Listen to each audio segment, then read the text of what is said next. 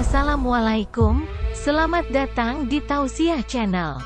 Jangan lupa subscribe, like, share, dan komen ya. Jangan lupa subscribe, like, share, dan komen ya.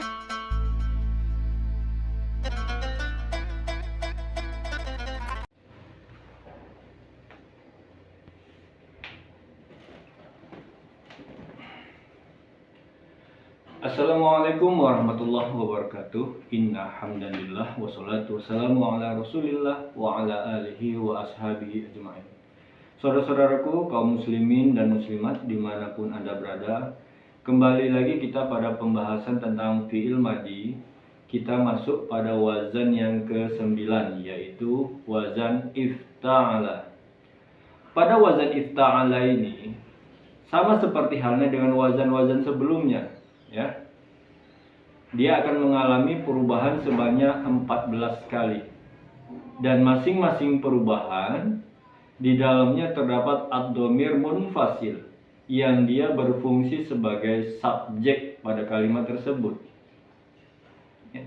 Jadi adapun perubahan-perubahan yang terjadi pada fi'il madhi wazan yang ke-9 ini, maka saya akan terangkan di papan tulis yang sudah saya sediakan di belakang, ya. Untuk itu mari kita perhatikan di papan tulis.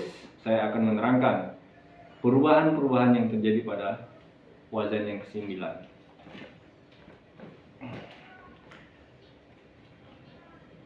Wazan ifta'ala, perubahan yang pertama adalah ifta'ala.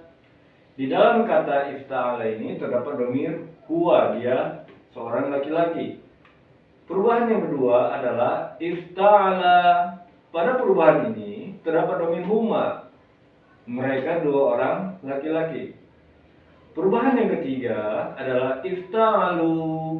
Pada perubahan ini terdapat dhamir hum, artinya mereka laki-laki, jamak. Perubahan yang keempat adalah ifta'alat. Pada perubahan ini di dalamnya terdapat dhamir hiya, dia seorang perempuan. Perubahan yang kelima adalah ifta'alata. Pada perubahan ini di dalamnya terdapat dhamir huma, mereka dua orang perempuan. Perubahan yang keenam adalah ifta'alna.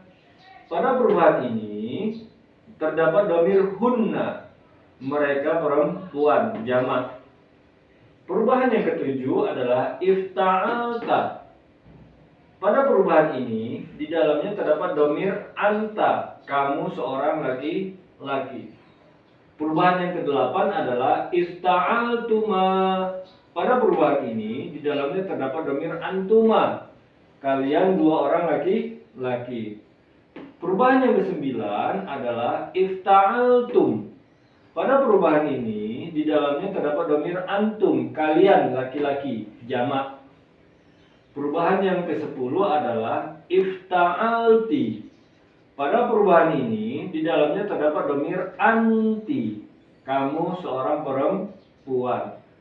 Perubahan yang ke-11 adalah ifta'altuma. Pada perubahan ini di dalamnya terdapat dhamir antuma, kalian dua orang perempuan. Perubahan yang ke-12 adalah ifta'altunna. Pada perubahan ini di dalamnya terdapat dhamir antunna, kalian perempuan, jamak. Perubahan yang ke-13 adalah ifta'altu. Pada perubahan ini di dalamnya terdapat dhamir ana, yang artinya saya, bisa laki-laki, bisa perempuan. Perubahan yang terakhir adalah ifta'alna. Pada perubahan ini di dalamnya terdapat dhamir nahnu, yang artinya kami ataupun kita. Nah, inilah dia perubahan-perubahan yang terjadi pada wazan ifta'ala. Pada wazan ifta'ala ini ada beberapa fungsi, ya. Fungsi wazan ifta'ala, ya. Namun saya ambil 4 saja fungsi dari wazan ifta'ala yang tertera dalam buku-buku. Yang pertama adalah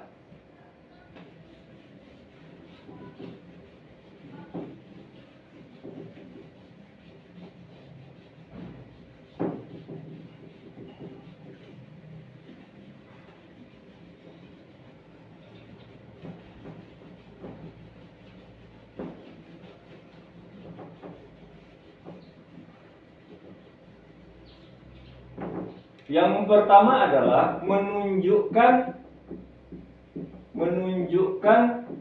makna terjadi. Contoh, kata faroko. Faroko artinya membelah. Kalau kata faroko ini kita ubah menjadi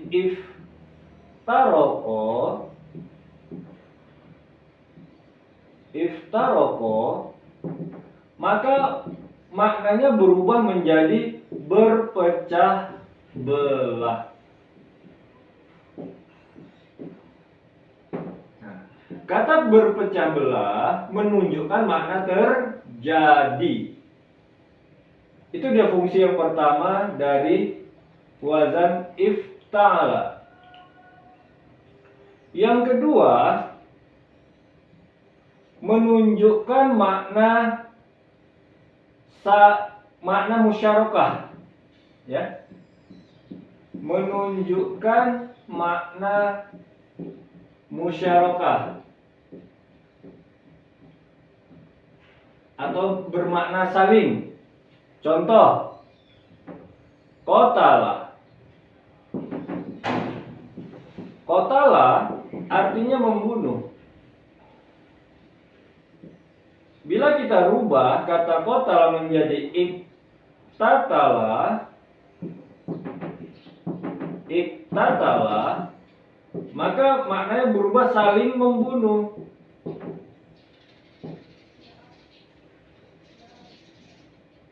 Nah, ini yang dia maksud dari musyarakah, ya, menunjukkan makna saling.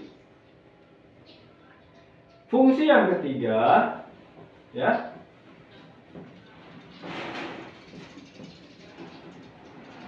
fungsi yang ketiga adalah mutawa'ah, menunjukkan makna mutawa'ah.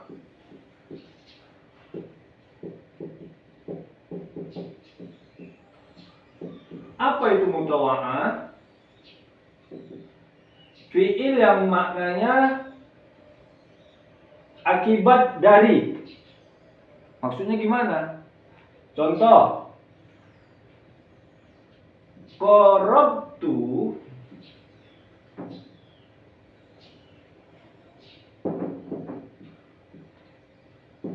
qarabtuhu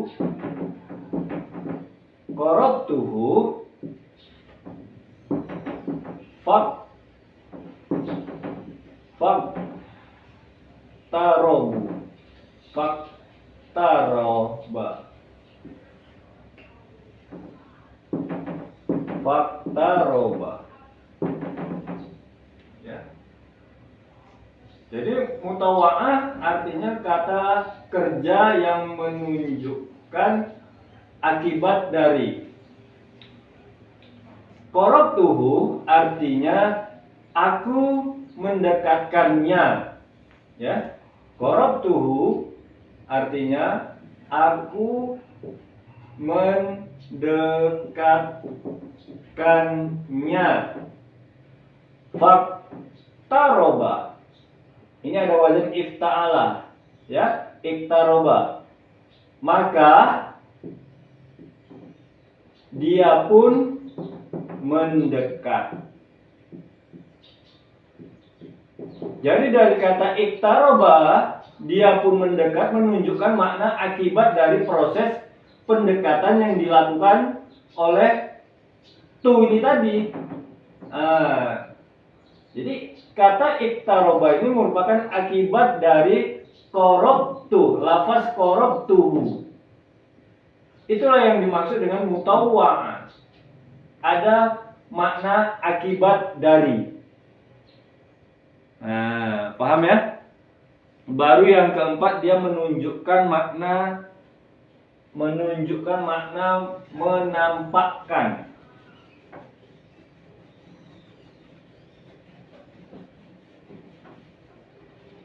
Yang keempat, menunjukkan makna menampakkan. Menampakkan. Contohnya gimana? Contohnya kata azuma.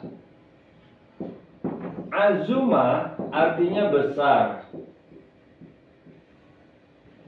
Kalau kita rubah kata azuma menjadi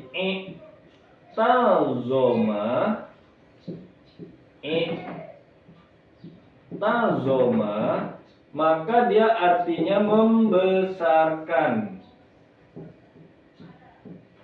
Membesarkan atau dia menampakkan kebesarannya.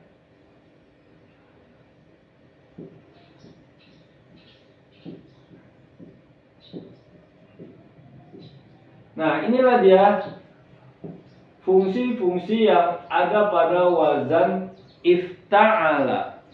Ya. Jadi dari uraian yang saya berikan ini, yang saya sampaikan ini sudah cukup jelas ya dari apa yang saya sampaikan. Namun bila ada yang masih belum jelas atau yang kurang jelas ataupun ada mungkin yang ingin ditambahkan, boleh saja untuk menyampaikannya. Tulis dalam kolom komentar pada video kita kali ini. Oke? Jadi saya akhiri dengan ucapan billahi taufiq wal hidayah. Wassalamualaikum warahmatullahi wabarakatuh.